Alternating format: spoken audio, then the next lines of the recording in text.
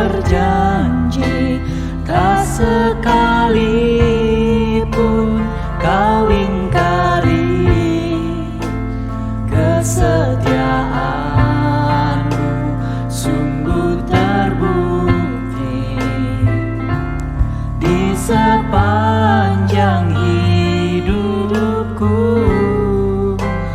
Untuk selamanya ku kan setia melayani, mengasihimu. Tiada Tuhan sepertimu, Yesus. Kau Allahku yang setia.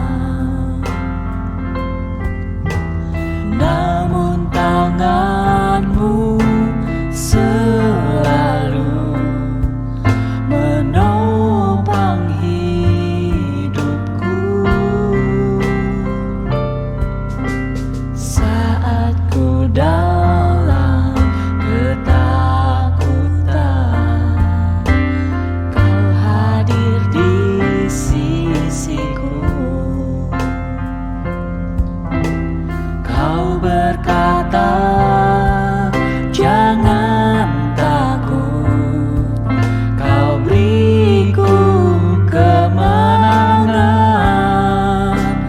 Kaulah Tuhan yang berjanji, tak sekalipun kau ingkari kesetiaan sungguh terbukti di sepanjang hidupku.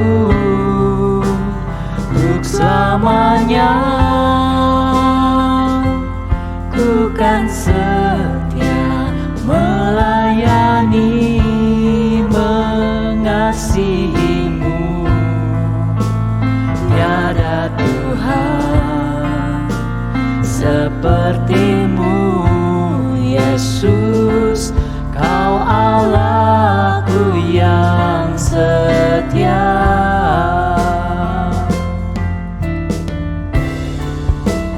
Kaulah Tuhan yang berjanji, tak sekalipun kau ingkari kesetiaanmu sungguh terbukti di sepanjang hidupku. Untuk selamanya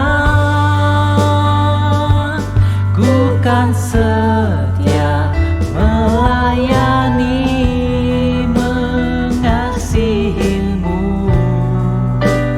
Tiada Tuhan sepertimu, Yesus.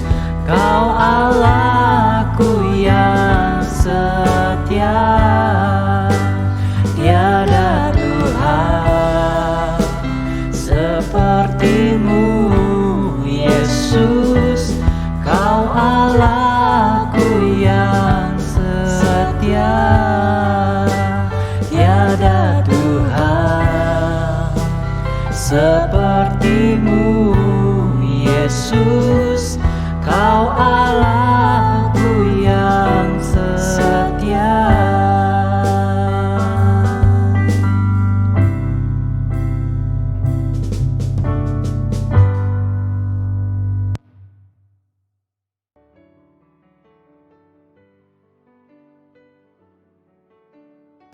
Shalom saudara-saudaraku yang kekasih di dalam Tuhan Yesus Kristus.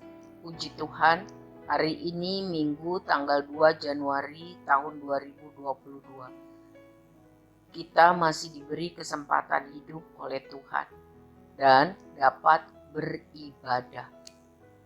Terpujilah kasih dan setia Tuhan. Hari ini kita akan mempelajari Mazmur 78.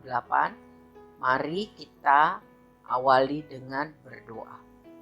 Tuhan Yesus yang Maha Baik, terima kasih kami masih diberi hidup dan dapat beribadah. Mohon ampun buat semua dosa-dosa kami, ya Tuhan. Dan mohon kemampuan untuk dapat mengampuni orang yang bersalah kepada kami. Kami rindu hidup kami lebih hari, lebih tahun berkenan kepadamu Tuhan. Kami mau mempelajari firman-Mu. Mohon kami diberkati dengan rema yang baru, serta kemampuan untuk mempraktekkan dalam kehidupan. Kami minta dengan percaya di dalam nama Tuhan Yesus. Amin. Saudara, mari kita buka firman Tuhan dari Mazmur 78. Sambil kita mendengar Alkitab bersuara. Tuhan Yesus memberkati.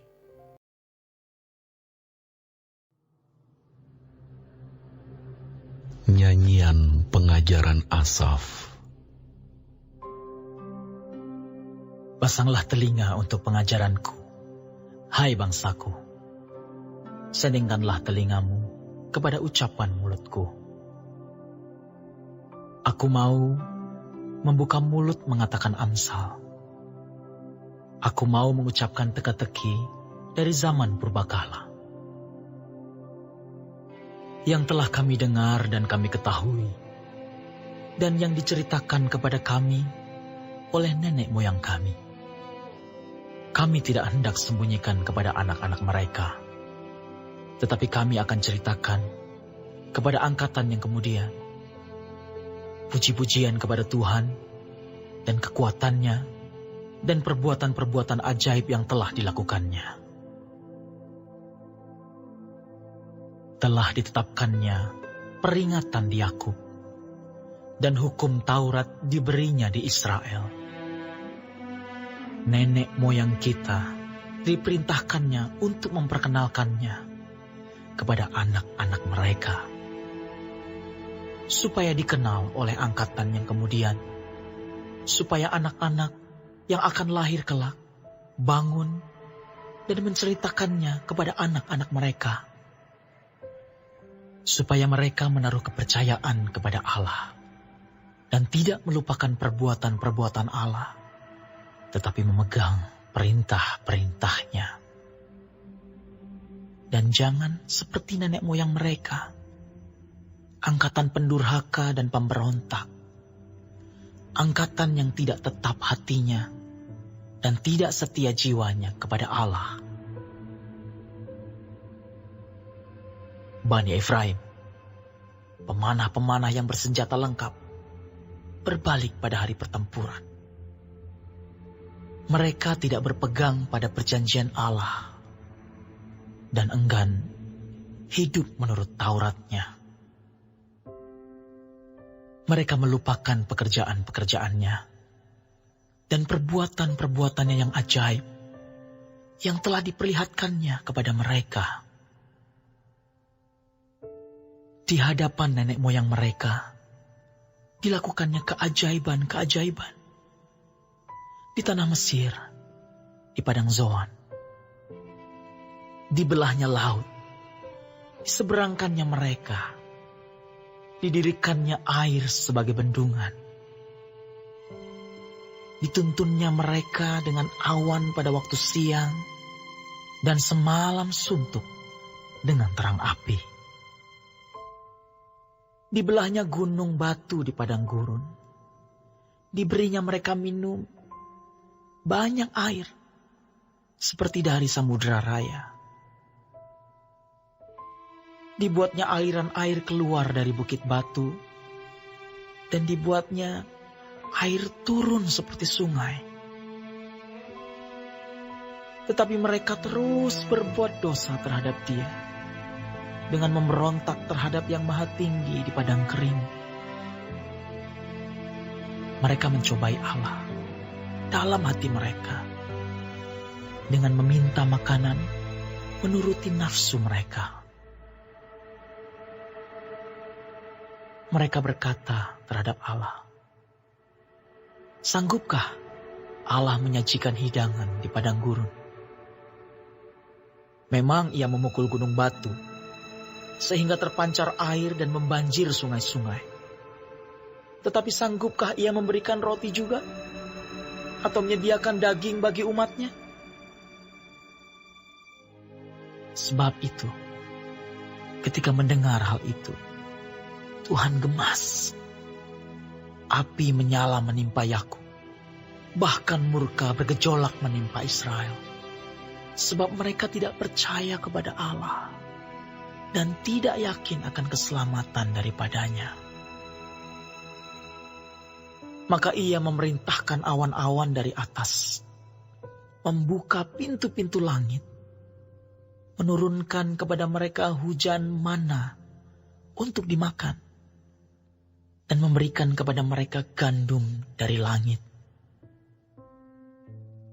Setiap orang telah makan roti malaikat.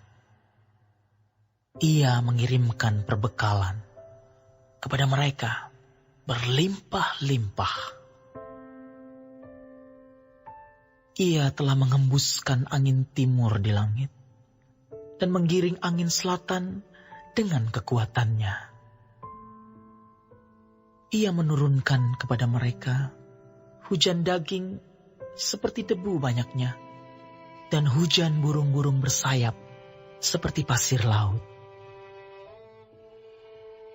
Ia menjatuhkannya ke tengah perkemahan mereka, sekeliling tempat kediaman itu. Mereka makan dan menjadi sangat kenyang. Ia memberikan kepada mereka apa yang mereka inginkan. Mereka belum merasa puas, sedang makanan masih ada di mulut mereka. Maka bangkitlah murka Allah terhadap mereka. Ia membunuh gembong-gembong mereka dan menewaskan teruna-teruna Israel. Sekalipun demikian, mereka masih saja berbuat dosa dan tidak percaya kepada perbuatan-perbuatannya yang ajaib. Sebab itu, Ia membuat hari-hari mereka habis dalam kesia-siaan dan tahun-tahun mereka dalam kekejutan. Apabila Ia membunuh mereka, maka mereka mencari Dia. Mereka berbalik dan mengingini Allah. Mereka teringat bahwa Allah adalah gunung batu mereka, dan bahwa Allah yang Maha Tinggi adalah penebus mereka. Tetapi mereka memperdaya Dia dengan mulut mereka, dan dengan lidahnya mereka membohongi Dia. Hati mereka tidak tetap pada Dia, dan mereka tidak setia pada perjanjiannya. Tetapi Ia bersifat penyayang. Ia mengampuni kesalahan mereka dan tidak memusnahkan mereka. Banyak kali Ia menahan murkanya dan tidak membangkitkan segenap amarahnya. Ia ingat bahwa mereka itu daging, angin yang berlalu, yang tidak akan kembali. Berapa kali mereka memberontak terhadap Dia di padang gurun, dan menyusahkan hatinya di padang belantara. Berulang kali mereka mencobai Allah, menyakiti hati yang kudus dari Israel. Mereka tidak ingat kepada kekuasaannya, kepada hari Ia membebaskan mereka daripada lawan, ketika Ia mengadakan tanda-tanda di Mesir dan mujizat-mujizat di padang Zoan. Ia mengubah menjadi darah sungai-sungai mereka, dan aliran-aliran air mereka, sehingga tidak terminum. Ia melepaskan kepada mereka lalat pikat yang memakan mereka, dan katak-katak yang memusnahkan mereka. Ia memberikan hasil tanah mereka kepada ulat, dan hasil jerih payah mereka kepada belalang. Ia mematikan pohon anggur mereka dengan hujan batu, dan pohon-pohon ara mereka dengan embun beku. Ia membiarkan kawanan binatang mereka ditimpa hujan es, dan ternak mereka disambar halilintar. Ia melepaskan kepada mereka murkanya yang menyala-nyala, kegemasan, kegeraman, dan kesesakan, suatu pasukan malaikat yang membawa malapetaka. Ia membiarkan murkanya berkobar. Ia tidak mencegah jiwa mereka dari maut. Nyawa mereka diserahkannya kepada penyakit sampar. Dibunuhnya semua anak sulung di Mesir. Kegagahan mereka yang pertama-tama di kemah-kemah Ham. Disuruhnya umatnya berangkat seperti domba-domba. Dipimpinnya mereka seperti kawanan hewan di padang gurun. Dituntunnya mereka dengan tenteram, sehingga tidak gemetar, sedang musuh mereka dilingkupi laut. Dibawanya mereka ke tanahnya yang kudus, yakni pegunungan ini, yang diperoleh tangan kanannya. Dihalaunya bangsa-bangsa dari depan mereka, dibagi-bagikannya kepada mereka tanah pusaka dengan tali pengukur, dan disuruhnya suku-suku Israel mendiami kemah-kemah mereka itu. Tetapi mereka mencobai dan memberontak terhadap Allah yang Maha Tinggi, dan tidak berpegang pada peringatan-peringatannya. Mereka murtad dan berkhianat seperti nenek moyang mereka, berubah seperti busur yang memperdaya. Mereka menyakiti hatinya dengan bukit-bukit pengorbanan mereka, membuat dia cemburu dengan patung-patung mereka. Ketika Allah mendengarnya, ia menjadi gemas.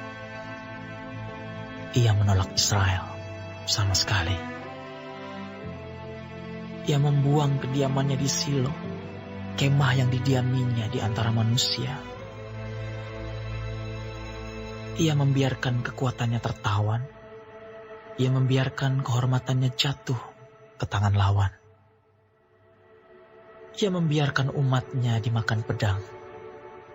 Dan gemaslah ia atas miliknya sendiri. Anak-anak teruna mereka dimakan api.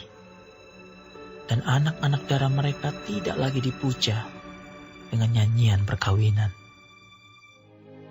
Imam-imam mereka gugur oleh pedang, dan janda-janda mereka tidak dapat menangis. Lalu terjagalah Tuhan, seperti orang yang tertidur, seperti pahlawan yang siuman dari mabuk anggur. Ia memukul mundur para lawannya. Ia menyebabkan mereka mendapat celah untuk selama-lamanya. Ia menolak kemah Yusuf, dan suku Efraim tidak dipilihnya. Tetapi ia memilih suku Yehuda, gunung Sion yang dikasihinya. Ia membangun tempat kudusnya setinggi langit, laksana bumi yang didasarkannya untuk selama-lamanya. Dipilihnya Daud hambanya.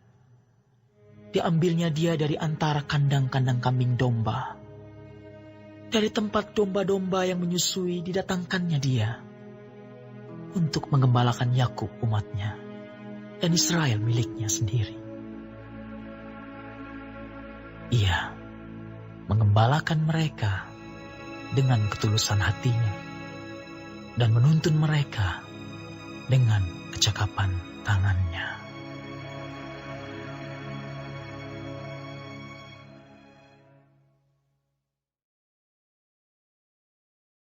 Mazmur ini tentang pelajaran sejarah kehidupan bangsa Israel. Apakah saudara pernah mendengar atau membaca tentang jas merah? Itu adalah istilah dalam pidato Presiden Soekarno yang terakhir di depan publik tanggal 17 Agustus 1966. Jas merah adalah singkatan dari istilah jangan sekali-kali meninggalkan sejarah. Berarti penting sekali untuk mengetahui sejarah agar dapat belajar dari kesalahan, kegagalan seseorang dan juga dari kebenaran dan kesuksesannya. Jadi kita dapat memilah-milah dan akhirnya memilih mana yang baik, yang benar, yang perlu diikuti. Kita sangat perlu belajar dari masa lalu karena hal tersebut dapat membantu memastikan bahwa kesalahan-kesalahan tidak terulang agar kita dan keturunan kita dapat mengenal firman Tuhan, percaya dan mengasihi Tuhan Yesus Kristus, mengingat perbuatan Tuhan dan tidak melupakannya, pertolongannya yang ajaib dalam kehidupan kita, serta tidak mengulang kesalahan nenek moyang kita. Sungguh penting sekali untuk hidup berpegang pada perintah Tuhan. Di dalam Mazmur 78 dijabarkan daftar dosa bangsa Israel, padahal mereka adalah orang pilihan Tuhan, orang yang dikasihi Tuhan. Apa saja yang mereka buat yang disebut berdosa? Yang pertama, pendurhaka, keras kepala, suka melawan, pemberontak, tidak mempunyai hati yang tetap mau menyembah Tuhan, tidak setia jiwanya kepada Tuhan, imannya gampang goyah, tidak berpegang pada janji-janji yang diucapkan kepada Tuhan. Kalau hari ini bilang Tuhan aku mau bertobat, besok sudah mengulang lagi, sudah kumat lagi. Jadi tidak mau taat pada aturan Tuhan. Melupakan perbuatan atau mujizat Tuhan. Bagi mereka, hidup terus-menerus memberontak dan berdosa terhadap Tuhan. Rasa nyaman hidup di dalam dosa.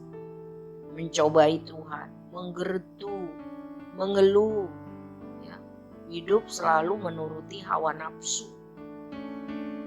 Berani berbicara melawan Tuhan, meragukan kuasa Tuhan, alias tidak mempercayakan diri dalam pemeliharaan Tuhan. Padahal mereka sudah mengalami banyak perbuatan Tuhan yang besar. Hal-hal tersebut membuat Tuhan marah, Tuhan murka, dan menyerang Israel.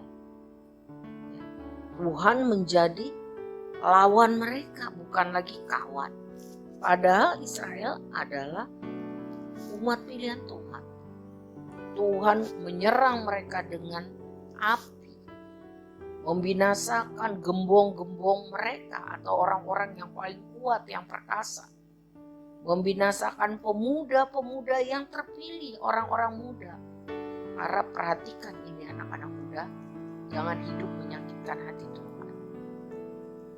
Karena mereka terus-menerus hidup dalam dosa, maka Tuhan memendekkan umur mereka. Dan hidup mereka itu penuh dengan ketakutan, depresi, dan malapetaka. Bahkan Tuhan membunuh sebagian atau beberapa orang, sehingga yang lain melihatnya dan menyesal. Bertobat tapi cuma sementara. Karena mereka berbohong pada Tuhan. Mengikut Tuhan hanya mulutnya saja. Hanya KTP-nya saja. Tidak dengan segenap hati. tidak setia pada Tuhan. Hati mereka jauh dari Tuhan. Tidak ada kerinduan untuk dekat, akrab dengan Tuhan. Mereka tidak menghormati Tuhan. Berulang-ulang kali mereka melakukan hal-hal yang menyakitkan hati Tuhan. Akhirnya Tuhan marah ya, dan menyerang mereka. Akibatnya berkat-berkat di dalam hidup mereka dibatasi, dihambat, bahkan yang sudah ada ditarik kembali. Mengerikan bukan? Kalau menjadi lawan Tuhan. Robert Zulik, Direktur World Bank, pernah berkata, kita manusia semua pernah melakukan kesalahan. Kuncinya adalah mengakui kesalahan itu, belajar untuk tidak mengulangi, dan maju terus, move on. Dosa yang sebenarnya adalah mengabaikan kesalahan. Menganggap itu biasa, tidak salah, tidak masalah. Dan yang lebih buruk lagi, jika berusaha menyembunyikan kesalahan alias berbohong, tidak mengakuinya. Sebab tanpa keterbukaan tidak akan ada pertobatan. Tanpa pertobatan tidak akan ada pemulihan. Di ayat 38, 39 dan selanjutnya tercatat bahwa ternyata Tuhan tetap menyayangi orang Israel. Kita sebagai orang Kristen, orang percaya kepada Kristus, disebut Israel secara rohani. Orang-orang yang dikasihi Tuhan. Tuhan tetap menyayangi, mengasihani, mengampuni kesalahan. Tidak membinasakan mereka semua. Berarti ada yang dibinasakan. Berkali-kali Tuhan menahan murka atau kemarahannya pada mereka. Karena Tuhan ingat mereka itu cuma manusia, makhluk fana, akan lenyap dalam seketika. Seperti angin yang lewat dan tidak kembali. Jadi saya dan saudara adalah manusia, makhluk yang fana, akan lenyap seketika. Kita tidak tahu kapan meninggal kita. Bisa tiba-tiba, seketika, seperti angin lewat dan tidak akan kembali. Sebab itu, sungguh-sungguh mari kita mengintrospeksi diri. Ayat 53 dan selanjutnya. Tuhan menuntun. Selama ini Tuhan menjagai, Tuhan membimbing, sehingga orang Israel tidak perlu takut, merasa tetap aman dalam menjalani kehidupan mereka yang memang tidak mudah. Mereka harus melewati padang gurun. Suhunya sangat ekstrim, kalau siang sangat panas, bisa 55 derajat Celcius lebih. Kalau malam sangat dingin, bisa di bawah 0. Dan Tuhan memberi solusi, sehingga waktu siang hari Tuhan membuat tiang awan seperti payung raksasa, sehingga mereka ada di bawahnya teduh, nyaman. Dan pada malam hari gelap dan dingin, Tuhan membuat tiang api, sehingga mereka merasa hangat, terang, tidak tersesat, binatang gurun tidak berani mendekati mereka. Luar biasa pemeliharaan Tuhan. Dalam tahun 2021 yang telah lewat, mari renungkan, bukankah luar biasa pertolongan Tuhan bagi kita? Tuhan yang membawa mereka ke tanah yang kudus, diberkatinya kehidupan mereka. Namun mereka tetap memberontak, melawan Tuhan, tidak mau taat kepada firman Tuhan. Mereka murtad, berkhianat pada Tuhan, persis seperti kelakuan nenek moyangnya. Membangkitkan murka Tuhan dengan membuat berhala-berhala dan menyembah. Sebagai orang tua, hati-hati. Kita harus hidup sebagai teladan yang baik bagi keturunan kita. Jangan seperti yang tercatat di ayat 56 ini. Kelakuan mereka yang buruk, yang murtad, yang berkhianat pada Tuhan persis seperti kelakuan nenek moyangnya. Jadi kita harus jadi teladan yang baik kepada keturunan kita. Mengenai menyembah berhala bukan hanya patung. Sekarang ini banyak berhala atau sesuatu yang kita cintai, kita kasihi. Lebih daripada kita mengasihi, menghargai Tuhan. Itu bisa apa saja. Bisa uang, bisa barang, bisa orang, bisa kesenangan, bisa hobi, dan lain-lain. Mari kita introspeksi diri. Ayat 59. Sebab itu Tuhan sangat marah dan menolak mereka. Tuhan meninggalkan mereka. Dalam bahasa Ibrani disebut Ikabod. Ikabod itu lawannya dari Immanuel. Tuhan menyertai mereka. Tuhan bersama mereka. Tuhan Ikabod, membiarkan umatnya tertawan, hilang kemuliaan Tuhan di antara mereka. Mereka mati dibantai dengan pedang, dimakan api, mati muda. Imam-imam juga dibunuh. Janda-janda mereka tidak dapat lagi menangis meratap karena terlalu susah. Pengalaman ini benar terjadi dalam kehidupan anak-anak imam besar Eli. Mereka tidak hormat sama Tuhan, tidak mau bertobat, merasa nyaman di dalam dosa padahal Tuhan sudah menolong dan memberkati mereka. Nah, Tuhan Ikabod. Di ayat 65 sampai 66, pada suatu titik Tuhan bangkit. Tuhan memukul mundur musuh-musuhnya dan mengalahkan, mempermalukan mereka selama-lamanya. Lalu Tuhan menolak keturunan Yusuf. Tuhan tidak lagi mau memilih Efraim, keturunan Yusuf, karena karakter mereka berbeda dengan nenek moyangnya. Nenek moyangnya atau Yusuf setia, hormat kepada Tuhan. Tetapi Efraim tidak. Jadi Tuhan menolak mereka. Tuhan mengalihkan rencananya memilih suku Yehuda yang dikasihi. Tuhan memilih Daud hambanya. Daud diangkat Tuhan untuk memimpin Israel dengan baik, dengan benar, dengan tulus hati, dan maksimal secara kemampuan atau kapasitas yang mumpuni. Saudaraku, semua tugas tanggung jawab, profesi yang dipercayakan Tuhan harus kita laksanakan dengan baik dan benar. Semuanya kegiatan kita harus bagi kemuliaan nama Tuhan. Amin.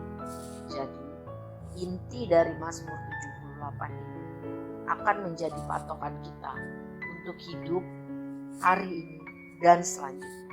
Yang pertama, penghajaran Tuhan adalah untuk orang-orang bukan dihajar sama Tuhan.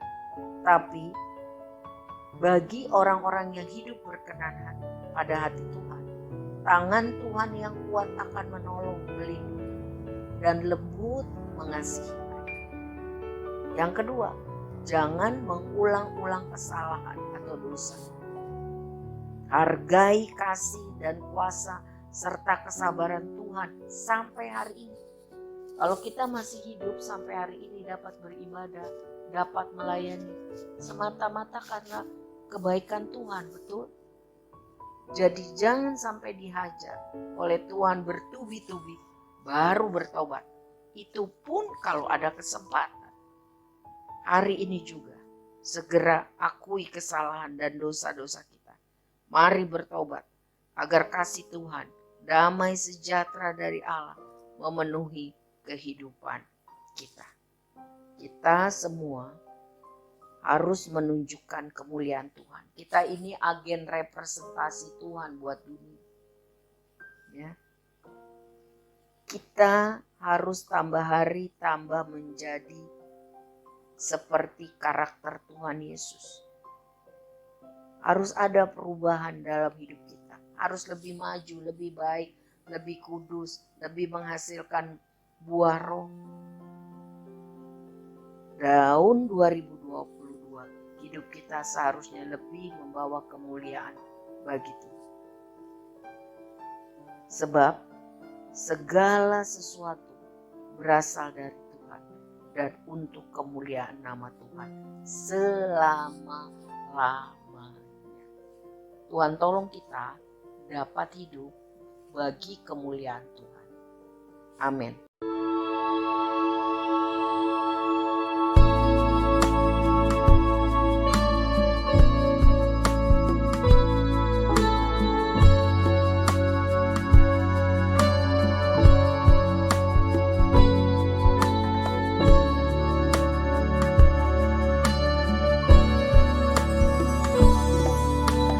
Kemanakah aku dapat pergi, menjauhi roh-Mu yang suci, Kau sahabat, dan Kau dekat.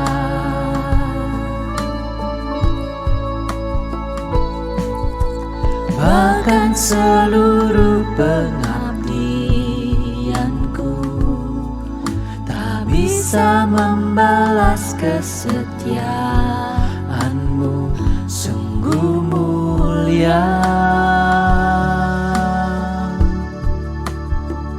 dan berharga. Sungguh besar pengorbanan-Mu bagiku, terlalu dalam untuk dimengerti. Sungguh besar,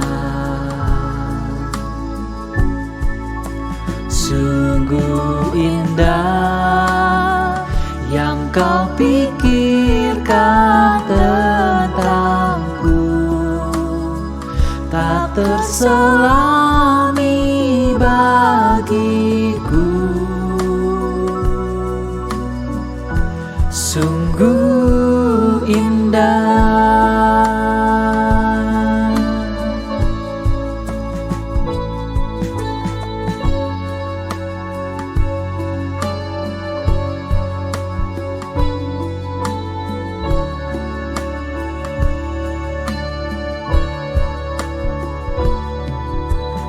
Kemanakah aku dapat pergi, menjauhi roh-Mu yang suci, Kau sahabat,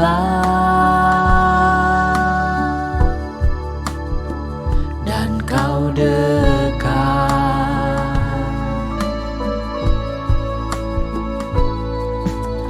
Bahkan seluruh pengabdianku tak bisa membalas kesetiaan-Mu, sungguh mulia dan berharga. Sungguh besar pengorbanan-Mu bagiku, terlalu dalam untuk dimengerti. Sungguh besar, sungguh indah yang Kau pikirkan tentangku, tak terselami bagiku. Sungguh indah,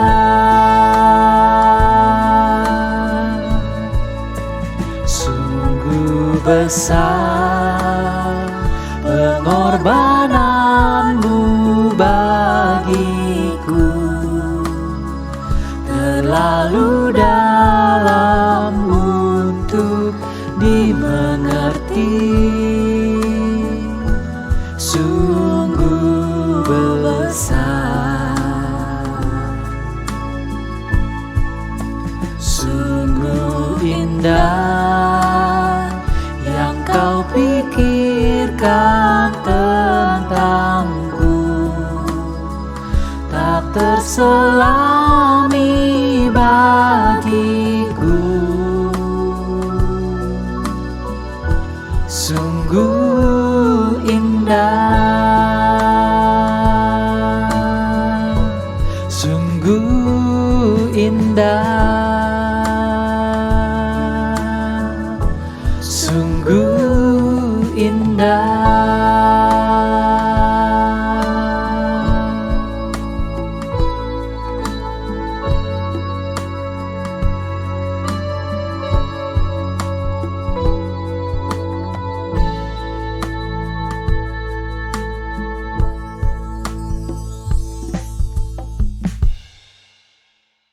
Mari kita berdoa. Tuhan Yesus yang Maha Baik, kami bersyukur dapat mempelajari kitab Mazmur 78. Kami tahu apa yang harus kami lakukan supaya Tuhan Immanuel, kami harus hidup berkenan kepada Tuhan. Ajari kami Allah Roh Kudus, tuntun kami supaya tambah hari kami hidup menyenangkan hati Tuhan. Kami mohon berkat Tuhan untuk anak-anak sekolah minggu, supaya mereka semua mengenal dan cinta Tuhan Yesus, menerima Engkau sebagai Tuhan dan Juru Selamat, dan mengasihi Tuhan seumur hidup mereka. Berkati juga anak remaja, pemuda, para wanita dan kaum pria, hamba-hambamu pengerja Tuhan, supaya mengasihi Tuhan, tambah hari tambah membuat yang Tuhan senang. Mohon berkat Tuhan untuk bangsa negara kami. Biarlah terjadi hujan keselamatan, hujan pertobatan. Para pemimpin kami hidup takut akan Tuhan, sehingga diberi hikmat kebijaksanaan memimpin negeri kami aman dan diberkati. Bapa, pakailah hidup kami untuk menjadi agen representasi Tuhan. Tuhan, kami rindu menjadi imamat yang rajani, orang-orang yang hidup kudus dan akan dipakai Tuhan mempermuliakan nama Tuhan. Pakai kami Tuhan, beri kami kesempatan dan keberanian memberitakan Injil-Mu. Terima kasih Tuhan. Masalah kami Tuhan tahu. Kami mohon mujizat, biar nama-Mu dipermuliakan.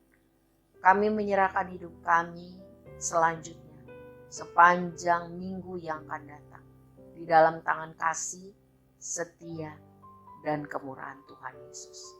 Angkatlah tangan saudara, terimalah berkat di dalam nama Tuhan Yesus. Imanilah dengan sungguh.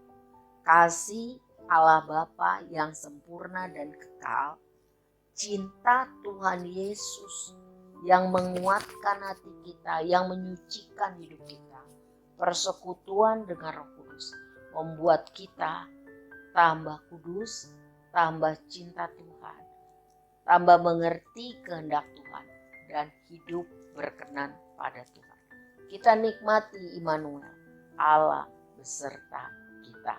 Di dalam nama Bapa, Anak, dan Roh Kudus, mari kita semua katakan amin. Selamat memasuki tahun 2022 saudara. Immanuel. Amin.